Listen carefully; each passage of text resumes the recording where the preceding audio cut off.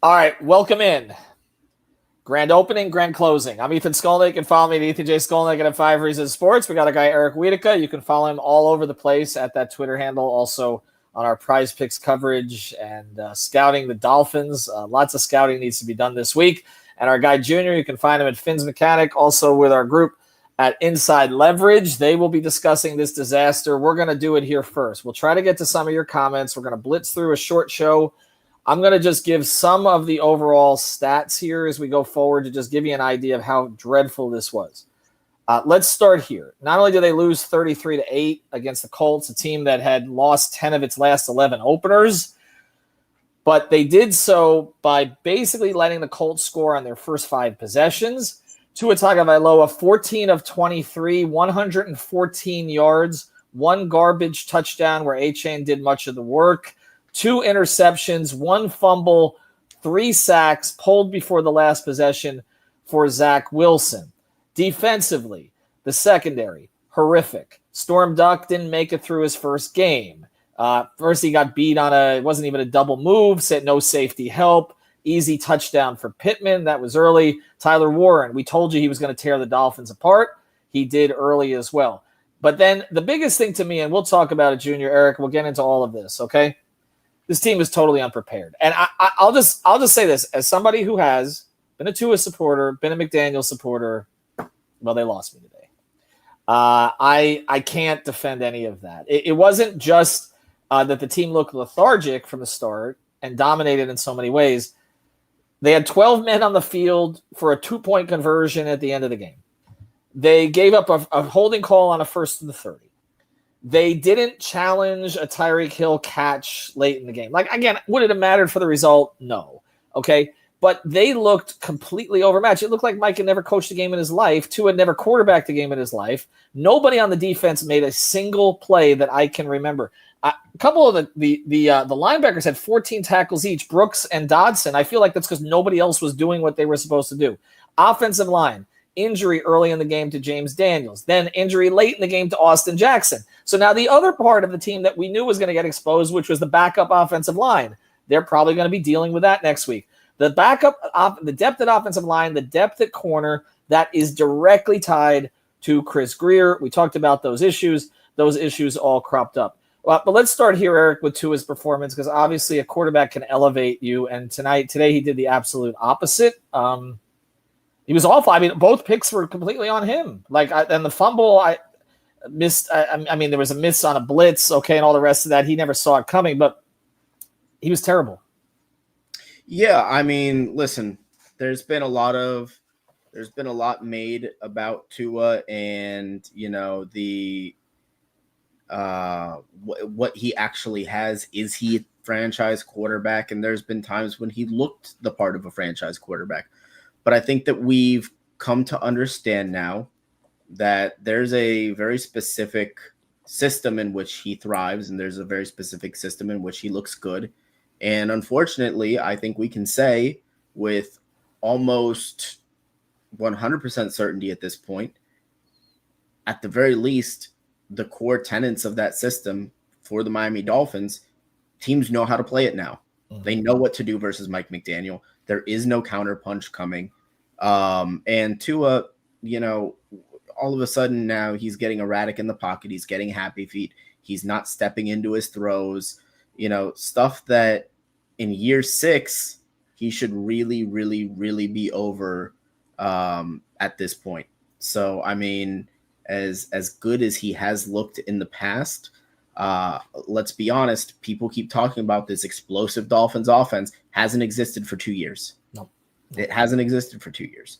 And at this point, I'm ready to kind of just clean the slate right away. If for no other reason than we've seen this movie before with McDaniel. We know how his teams react to adversity. And if the past is any indication, they're not going to, rise to the occasion. This is kind of going to be the start of things going off the rails for good. This feels like a movie series where they just had too many damn sequels. We didn't need a Fast and Furious 65. Police Academy 8. It just feels like the best one was the first one, 70-20 against Denver and all the rest of that, and it's not been good since. Junior, was there anything that you saw in camp or that you guys identified through the preseason games, through the dual scrimmages that would have prepared you for it to look this bad today? No, not really. But I feel like we've gotten away with a lot of things. There are things that I thought that were going to happen didn't happen. Just feels like we were all out of place. Feels like we weren't ready at all. Feels like we were just there. And to see this type of play, it's very uncharacteristic of this team with Tua. The miscommunication with the receivers again. Like this is why we got a new receiving coach. So I just don't understand what's going on, and they need to pick it up, and they need to pick it up fast, because if this continues throughout the season, the next 4 games, I don't know what will happen. I wouldn't be surprised. So very disappointing start to the season, especially with Tua in the offense and the play calling, man. Mm-hmm. I didn't like it. No, the play calling was bad. I mean, we talked before this season, and this is why I said I thought they were 8-9. They could be a little better if Tua stayed healthy, but it also could drop. The bottom could drop out fast because if you lost this game, not only did they lose it, they were non-competitive. One of the worst performances I've seen during the entire McDaniel era, to be honest. And they were non-competitive against a team that looked good today, but I don't think is going to. That team's not winning 11 games or anything like that. And so now you get New England, which is an improved team coming in, and then you get Buffalo after 4 days, and you got to go up there. Might as well just mail that one in. If you start 0-3, like all bets are off. Like, but the problem is like the move to make, Eric, would seem is that they always do this. They did it with we're going way back, Wannstedt to Bates or Sperano to Bowles, that they'll just promote the defensive coordinator. Defense looked like shit today too. It really like, where's the pass rush? Like I heard about it, but it seemed like it was really easy to counter. Jones just got the ball out quick. That's it. He got the ball out quick, and the corners are playing 12 yards off, or they're 12 yards behind. So there's really no challenge there at all. Yeah, I mean, for this season here, if you're going to, if you're going 0-3, I don't even. At some point, I don't even know if there's a real incentive to firing Mike McDaniel in season rather than just kind of letting this thing play out, because I don't think that there's a move that you can make to turn it around if you're 0-3, because we already saw Tyreek Hill on the sidelines starting to get discontented today. Mm-hmm. That's going to continue to get worse. Don't you call Brent Veach at this point and just say, "Hey, give us a 2nd round pick. You need a receiver, right?" I mean, at this point, you'd be lucky to get a 3rd. Right, and Dolphin fans are going to be angry about it because they're like, "Look at all we gave up for him." Well, you got the production, okay, for a period of time. It hasn't worked. It's not going to work out now, and the Chiefs are desperate. So make it a 3rd, a conditional 2nd, and just end of the day, just get that over with. Like, let them go back home. And Waddle's going to look. Everything we thought was going to happen happened. Okay, the corners were awful. Now one of them's hurt. Okay, offensive line already breaking down physically. So now they're gonna have to go to the guys behind him. And then you look at Hill's situation. Hill already discontented. That's going to continue. It'll get worse as they lose because he'll be like, why am I even bothering? And Waddle already missed series again, which always happens. So, I mean, they are, and look, all the talk about Ollie Gordon, they never even got to it. He had one, they put him in the game. He did, I thought he actually ran hard, but that was it. I mean, they were so far behind at that point. Like, there really isn't, I can't find, I mean, Joshua says this here, there's nothing positive. It's very rare. I covered a game, the Dolphins lost 41-0 in Indianapolis because I'm old. Jimmy Johnson was the coach. And I remember Sean Wooden got airlifted to the hospital. They lost 41-0. They were totally destroyed. Jimmy Johnson tripped over a microphone in the interview room, and that wasn't as bad as this. I can't think. Was there one good thing, Junior, that happened today? Name someone who played well without looking at the tape, obviously. I can't really. Just everything was inconsistent to me. you had flashes here and there, but then it got turned over by loss of downs, turnovers. It's just nothing was consistent. So no, there's no flashing, nothing that I've seen. I've seen a lot of young guys play. Maybe that's the positive. You saw Trader out there. You saw a lot of Phillips and Grant, but that's probably the only thing. The young guys got reps. So on defense, so that's the only positive I can think of. But nothing as far as play, guys playing hard. I mean, the linebackers played well, but again, as a unit, it didn't look good. It didn't look good for us. It also looked to me, and again, I'm going to go back to Mike on this. Not only did they look unprepared, but I don't know. Look, Tua obviously sailing that one to Hill over the middle of the field, which was an awful throw. That's not on anybody but him. And so obviously that takes you out of what you want to do. You have they had the ball for like 2.5 minutes in the entire first quarter. So it's really hard to get anything going. But also it didn't look like they were prepared, either Weaver or McDaniel, for what the Colts were going to do when it was obvious to us and everybody else what the Colts were going to do, which is you're breaking in a quarterback who has struggled in another place. You want to get him confidence early, get rid of the ball quickly. Okay. Try to set that up. And then they were going to go to the running game. It just looked like they had no idea what was coming when, again, it was obvious how they were going to approach this. Eric, I just think he's regressed as a head coach. Like, I don't think we missed something early. And I know some of this is they've figured things out, but it almost looks to me like he knows he's cooked. Yep. Right? Like, yeah. And this is always what happens when you bring back a lame duck head coach.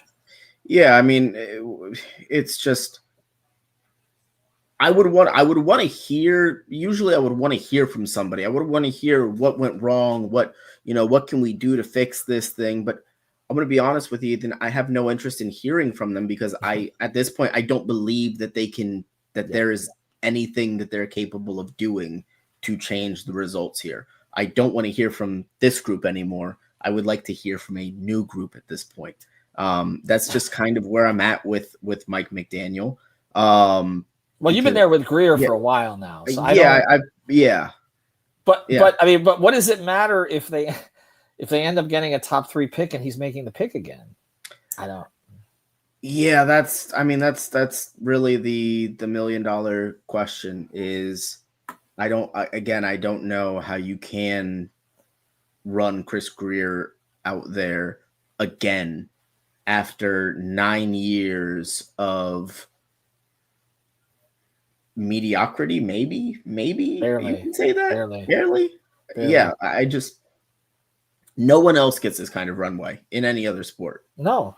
I mean, no. And that's the thing. And then you always point to, okay, well, maybe you hit on some rookies this year, but here's the problem, Junior. Let's say that some of the rookies pan out. Okay, and I like their class. Okay, I like a lot of the elements. And you mentioned Jason Marshall got reps today. I thought he did some decent things.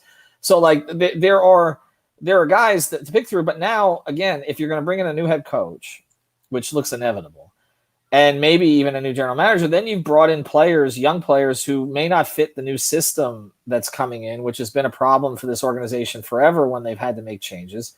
So I keep coming back to why they allowed it to continue another offseason, because now they're going to have a bunch of guys who, again, new coach may want totally different schemes, totally different types of players. I know they brought in more physical players this offseason, so maybe that'll fit with the new head coach, whoever it is.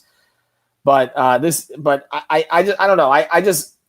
I'm just dubious that anything is going to change here. I'm with Eric on this. I don't know. This felt like a hangover from last season, and that they just kind of kept everybody around and sort of see how it would go. Ross doesn't want to fire anyone. He doesn't want to go through a process. He's 81 years old, all the rest of that. And now you're stuck. You're in game 1. And honestly, if they lose next week, the season is over.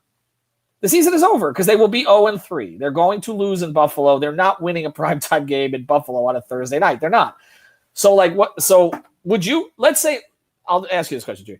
If they lose badly at home opener, they're getting booed at home, which could happen on Sunday. Do you start to think about firing Mike just to make a change? I don't think so, but I think if you do start 0-4, 0-5 season, you have to ask the question, and you wouldn't be surprised if a firing is inevitable. But I ultimately think that I know this start of the season is bad, and we can all acknowledge that. But I feel like if they can figure it out and come in next week home and win that Patriots game, you can bring that positive momentum. And I, again, not everybody thinks like me because I'm an optimist. I know you are. So if they can, You're being tested today, Junior. If they can bring that positive momentum into the Bills game, then you have a chance. But I understand and see that this game now was trash. They were trash, and if they don't get it together soon, I'm sure something is going to happen. Something. Yeah, it's just one of those things where I felt like this was a must-win game for them because let's be very clear. Mike McDaniel lost control of the locker room last season. Yes. Between the Tyreek Hill stuff, between the reports of guys showing up late, and then Mike McDaniel admitting this offseason that, I tried to find him, but it didn't really work.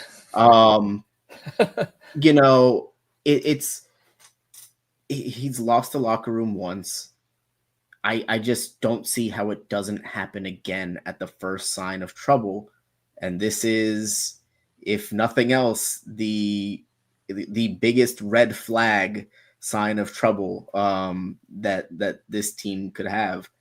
I just, I want to believe that maybe they can clean things up next week, but I don't know if the team, I don't even know if the players are still in on Mike McDaniel. And I know that we're 1 week in, but it doesn't seem like it. It really doesn't. That's right. That's my biggest concern. Yeah, and it's not helpful.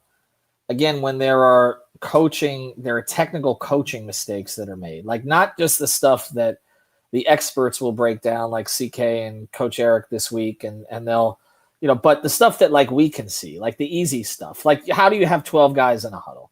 Right? Like how are you so unprepared for for what the Colts were going to come out with in terms of the short passing game and all of that? Like I don't, there was just so much of that. Like then this was mentioned again, like why is there no communication about the Tyreek Hill catch that was a catch and you don't challenge that? I mean, if you're still playing the game, you challenge the play at least. There was so much of that today, like just situational stuff that was all over the place.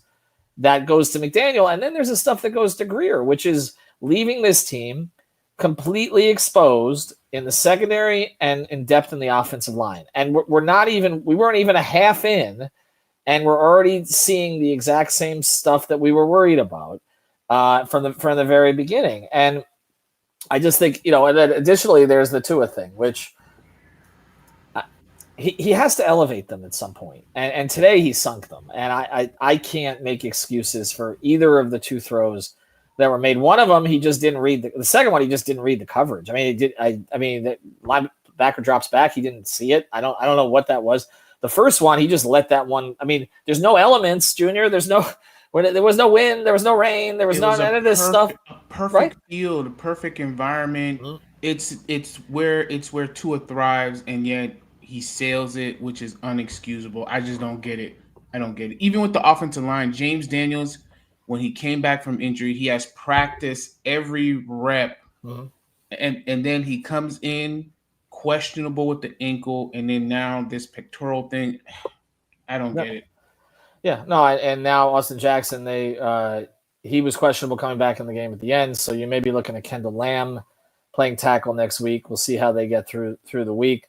I don't know. Again, looking for green shoots in this game is going to be difficult. And I think, Eric, you're onto something. I mean, if the team was not really behind Mike before, this is not going to help it. And this is exactly what I was concerned about. And they don't really have anywhere else to go. Let's point to a couple of things that were supposed to be positives for them that weren't. Why did they get really very minimal pressure on Daniel Jones today? I think they got minimal pressure on Daniel Jones today because for some reason, and I'll never understand it, it seemed like they were really worried that Indianapolis was going to throw the ball deep downfield and try to beat their secondary over the top. I mean, Indianapolis, they're getting open on 5-6 yard outs, flat routes consistently. Nobody's up at the line trying to disrupt the timing. I don't understand it. So a lot of the times, the line, I felt like, just to be fair to that position group, I don't think that they even really had a lot of time to generate pressure in most cases. And when they did have time, they didn't. Yeah. So, I mean, I don't know why really, but I for the most part, I don't really think they got the opportunity for it either. Well, and it's being pointed out here that the Colts have an elite offensive line. They do have some elite players on there. There's no question. But again, if you're leaning into your strength, like this whole offseason was, okay, we got Phillips and Chubb coming back from injury. We've got Chop going into his second season after a really strong second half of his rookie year. And then we're bringing on Judon, who did make one play. He had the play on Daniel Jones early. He stuck Daniel Jones, which forced the field goal early in the game. And then, of course, Tua sailed one after that, and everything went to bleep. But, like, if you're gonna have those four guys, you're gonna pay those four guys. Like, those four guys, doesn't matter what the offensive line is. Like, those four guys need to impose their will. Otherwise, you have no chance. Because I do like their linebackers, but their secondary is shit. And so you're gonna end up in a situation where if you're not, like, you've got to be accumulating countless pressures and getting 3 or 4 sacks, okay? Or else, you look at Drake May next week, okay, but then you get Josh Allen. You look at the time that Daniel Jones had to make decisions, the time that receivers had to work their way open. If that continues against elite guys, because I'm telling you, Daniel Jones ain't going to look like this next week or the week after or the week after. We're going to look back at this and be like, what the heck was that? He literally had passed. He only threw for 130 yards in his last game against the Dolphins, and he was up to 150 by a quarter of the way through the second quarter. Okay, like this, that is not, they're going to praise him and all that stuff, and in 3 weeks they're going to be calling for Anthony Richardson. That's probably where that ends up going. But the Dolphins made him look like they made him look like Peyton Manning. They made him look like Peyton Manning today, which is just embarrassing. All right, let me ask you this, Junior. People are going to start to pivot this direction. If this thing does start to go south, is it better to just let it go south?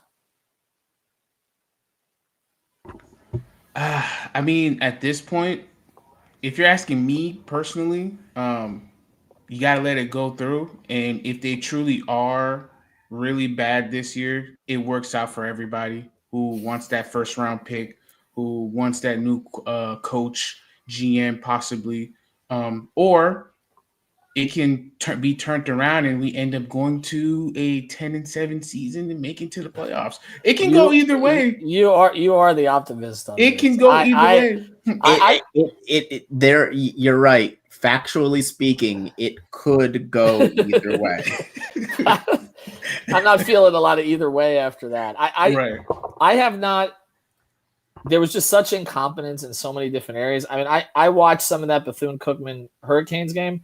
Bethune-Cookman put up a bigger fight, okay? I mean, this really looked like a Division I against Division I AA matchup. They looked completely overwhelmed. They looked overwhelmed on both lines. They looked overwhelmed in their secondary. The receivers are not, here's the thing, okay? Especially if your quarterback's not playing well. This thing about the little receivers, like I'm over it. I think that's a huge part of why this thing has gone south, because, and I know that they obviously Malik Washington and they brought in Westbrook, and all the rest, but like every game Waddle's in the tent or misses a possession. Every game you got to wonder if Tyreek's going to be out there the whole time. They need to continue. I honestly flip Tyreek right now, see if you can get the conditional second. If not, take the third, move on from it. That's it. He'll have some games for sure, but you're not going anywhere this year anyway. Pick up the pick, reset. I think it sends a message, we're going in a different direction. That's it. It's nothing personal at this point. It's just not. He's worth more to KC than he is to them at this stage. Eric, would you agree? Certainly. I mean, yeah, because what is Tyreek Hill going to do? But maybe get a 120-yard game and 60 of it come in garbage time. Losing by a couple of scores. I think it is the right decision that if this thing does go south, let it go south. My worry is, and I don't know Chris Greer personally. I don't. but I can infer that there's got to be some very good skills of self-preservation there. And I worry that coming out before the season and saying that this was a reset was very calculated, because it's almost like covering your bases in case something like this happens. Yeah, but you can turn around and say, Eric, I said it was a reset. But it's his reset. This is the thing. Like, it's one thing if you inherit somebody else's mess. It's the mess he made. They literally gave him free reign to do whatever he wanted in 2020, right? They tanked, okay, ostensibly, okay, although Fitzpatrick won him a couple too many games, right? They and they gave him free reign to do whatever it is that he wanted to do. He got all the picks from the Tunsil trade. And here we are, and we're 5 years later, and we're talking about tanking again after week 1. Like, you just can't. I know the man has made some good individual selections. Okay, so let him go be a scout somewhere. But like, you cannot continue to have him at the front of the organization, and especially, and as somebody who covers the other teams in town here, okay, you got a team in Sunrise that's just won 2 damn cups, okay, because they turned it over to somebody else. They changed their entire culture. Steve Ross can't be looking at that and saying, oh, let's just keep doing what we're doing. And meanwhile, the Heat stay with what they're doing because the people who are there have won 3 titles and have been to 7 finals. You can't keep just – this is – and McDaniel said it. Our CK had a great line about this. He said, this should be studied, how Mike McDaniel went from – this is what the Dolphins do to you. Went from check your pulse if you're not fired up to we're a day closer to death. Okay, that's the transformation that Mike McDaniel has made over the 5 years that he's been here, because that's tortured. All right, let's close with this. We appreciate everybody joining us here today, getting their comments in. We tried to put them up here on the board. We'll have more coverage. Obviously, 3 yards per carry, inside leverage, scouting the Finns. We'll try to dissect this disaster more eloquently than I did today. But I'll put it out. I'm gonna let Junior close. Okay. Are they beating the Patriots next week? I want you on the record with this. Mr. Optimist, after what you saw today, are they beating the Patriots next week? Adversity is opportunity, folks. We're at home, first game at home. You think that we're just going to come back at home and put that type of performance? Hell no. We're going to go back home, we're going to get it together, and we're going to beat the Patriots. Point blank, period. That's it. I'll let you close it with that. I need whatever it is. Anyway. Have a good day, everybody. Enjoy your night more than you enjoyed that.